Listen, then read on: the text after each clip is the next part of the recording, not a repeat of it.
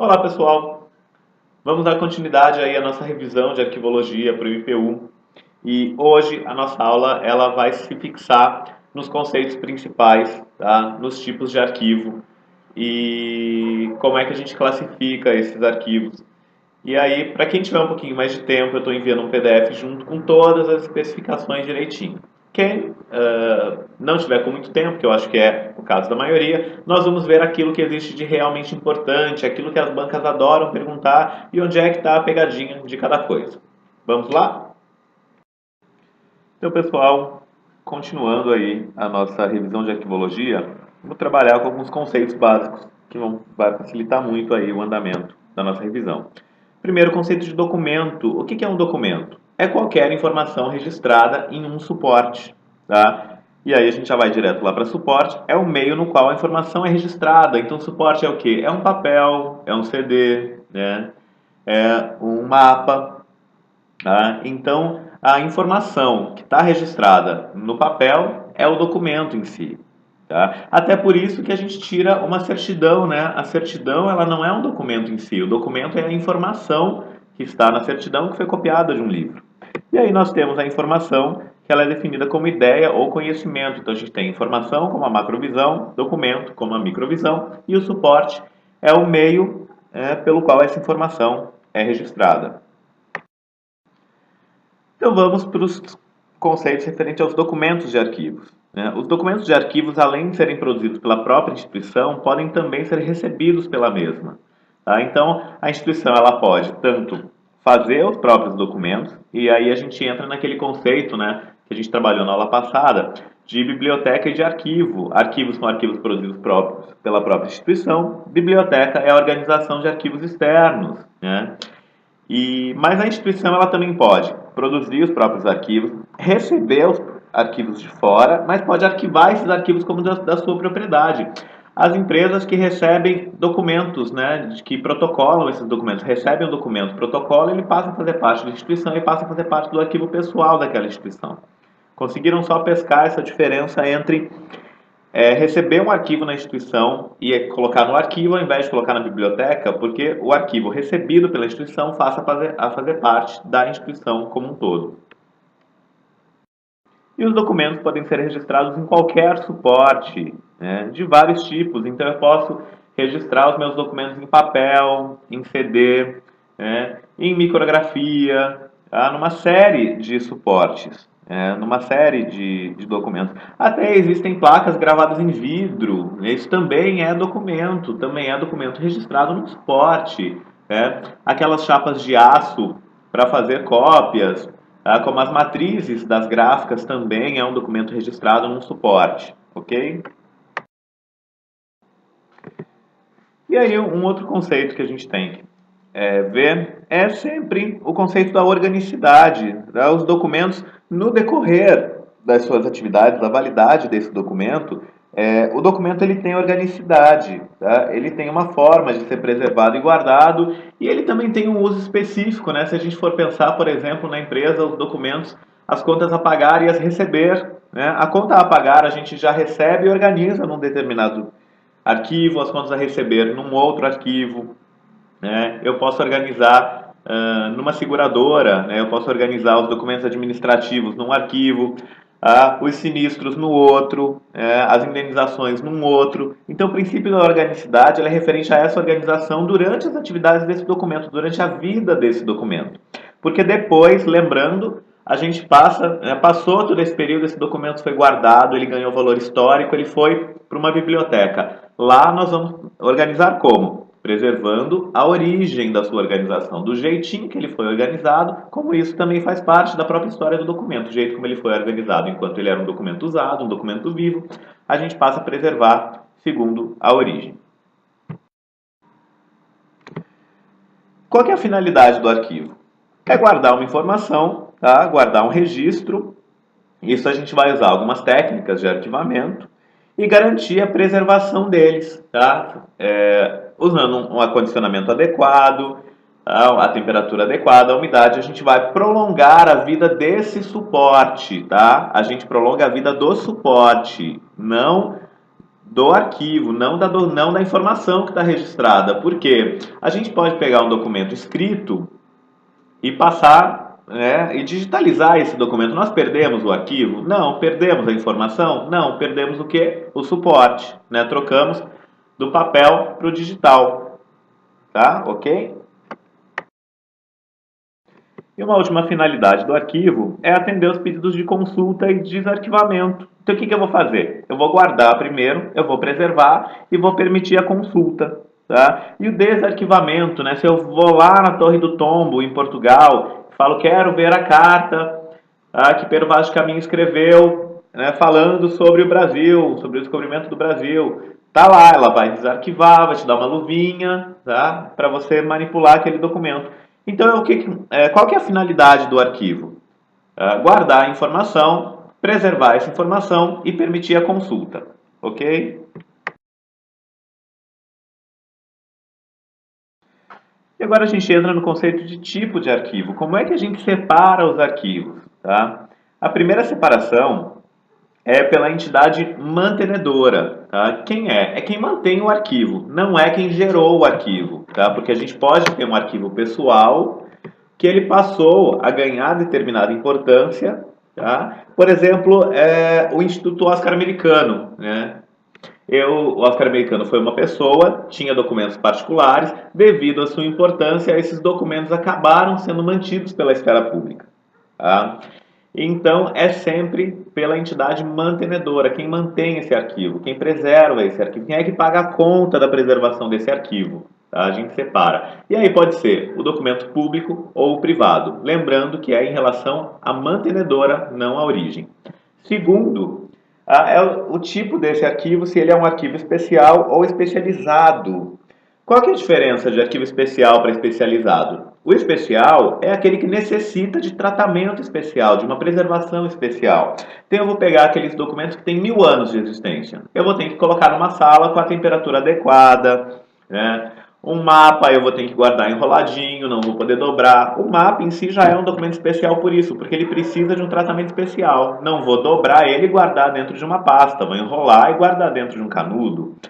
E documento especializado já é referente à especificidade do documento. Tá? Então, vou guardar lá os meus documentos, documentos médicos, né? Então, vou guardar um prontuário médico, vou guardar uma receita médica, tá? Eu vou fazer essa especificação, vou guardar documentos de história, né? História medieval, história antiga, história moderna. A especificidade do documento é que vai fazer desse documento um documento especializado.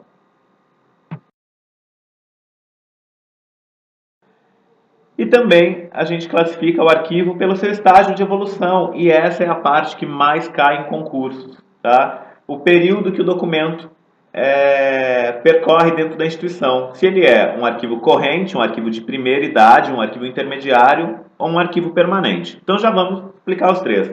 Arquivo corrente é aquele arquivo que está em uso.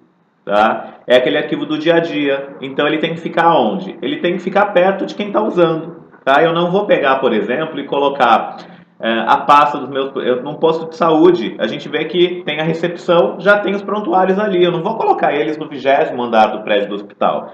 Porque eu uso ele no dia a dia, o paciente chega ali, eu já tenho que pegar o prontuário e levar para o médico. Então são documentos que fazem parte do dia a dia. O intermediário, ou que a gente chama de arquivo de segunda idade, são aqueles documentos que eles não fazem parte de um uso diário, mas eles podem ter um uso ocasional. Então, são aqueles documentos que a gente guarda ali durante 5 anos, né? O IPTU desse ano, ele é um arquivo do dia a dia, porque eu pago ele todo mês. Ano seguinte, eu já não vou usar ele, né? Eu não vou passar a pagar ele todo mês. Então, eu vou deixar ele guardado num outro lugar. Então, ele não precisa ficar sempre à mão, mas eu preciso guardar esse documento. O intermediário, ele tem uma característica primordial que os concursos adoram trabalhar, que é o conceito da não permanência. Um arquivo ele não permanece no arquivo intermediário. Aí ele não fica ali, ele não vai viver ali para o resto da vida. Das duas, uma. Ou ele ganha importância histórica e passa a ser um arquivo permanente, ou depois de um determinado período, esse arquivo prescreve. Depois de 5 anos um documento, uma conta eu já posso jogar fora. Então, ou eles vão ser ou eliminados ou preservados. Tá? Só se prendam a essa especificidade do arquivo intermediário. arquivo intermediário, arquivo de segunda idade, tá? Ele fica ali aguardando uma resolução final, ou ele vai ser descartado ou ele vai ser preservado. E nós temos os arquivos permanentes, ou arquivo de terceira idade, que é aquele arquivo que vai ser guardado eternamente.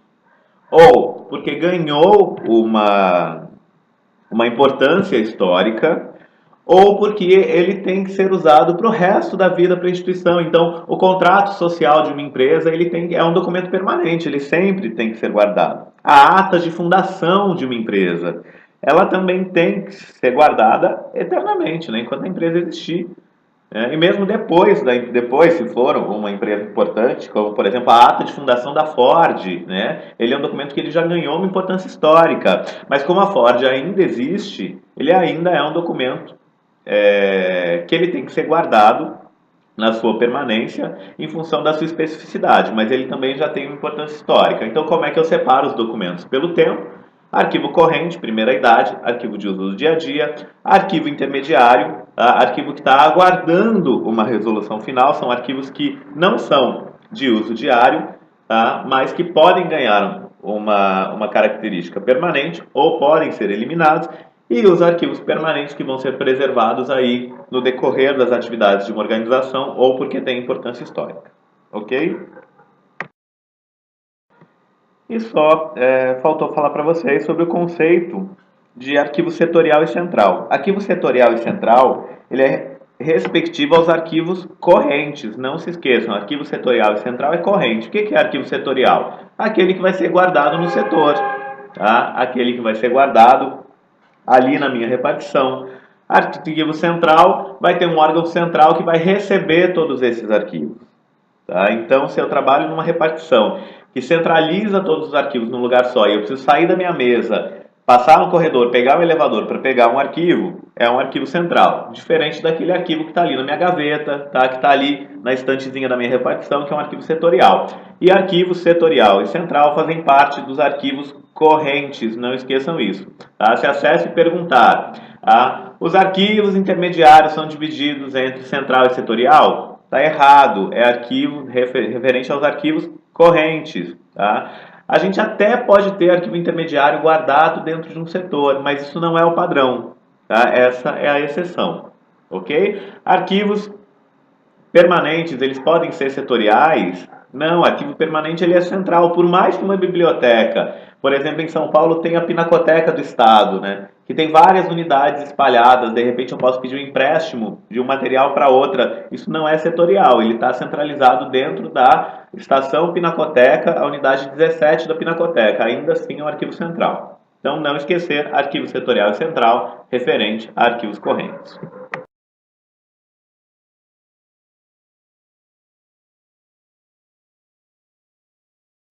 Então, pessoal, só para a gente revisar essa aula, eu sei que foi muito rápido, mas o PDF que eu estou mandando para vocês por e-mail explica ali uma definição bonitinha, tá, do que é o que é arquivo privado, o que é arquivo público, o que são os arquivos correntes, intermediários e permanentes. O que eu quero que vocês lembrem é só essa parte geral mesmo dos documentos, já vai facilitar muito na hora da prova. Lembrar que a finalidade do documento é, tá, a finalidade de um arquivo, né, do arquivo enquanto instituição, é guardar esse arquivo, garantir a preservação desse arquivo e garantir a consulta desse arquivo. Tá? O que é mais que eu também não posso esquecer, tá, é que os arquivos eles são classificados pelo seu tipo. Primeiro, pela entidade mantenedora, por quem mantém, quem sustenta esse arquivo. Tá? Depois, pela natureza desse documento, pela exigência que ele faz, se ele é um arquivo especial, se ele exige um tratamento diferenciado, um tratamento especial, ou se ele é um documento especializado, ele trata de um assunto especializado, então ele vai ser guardado junto com documentos que tratam do mesmo assunto. Tá?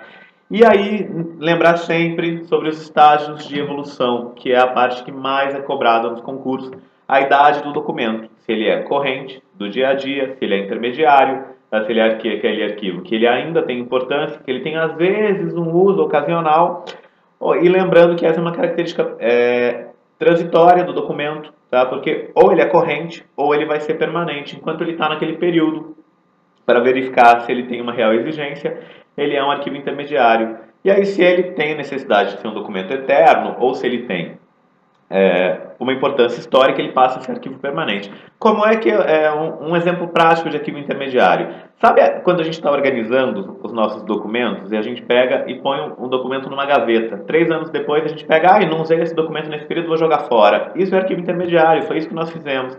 Nós deixamos ele ali, tá, descansando, e aí nós verificamos se ele tem necessidade de ser guardado junto naquela maleta lá em cima, que a gente guarda todos os documentos, a escritura da casa, né? A gente guarda num lugar especial e tal, ou se a gente vai jogar ele fora, tá? E só lembrar do conceito de setorial e central, que isso é às vezes uma pegadinha de concurso. Arquivo setorial e central se ele é guardado num setor específico ou se ele é reunido junto com outros arquivos num local específico, isso é referente aos arquivos correntes. Eu sei que foi rápido, eu espero que tenha ajudado bastante. Leiam o PDF com calma, reassistam a aula e qualquer dúvida eu sempre estou disponível por e-mail. Um abraço a todos, boa sorte aí na prova do MPU.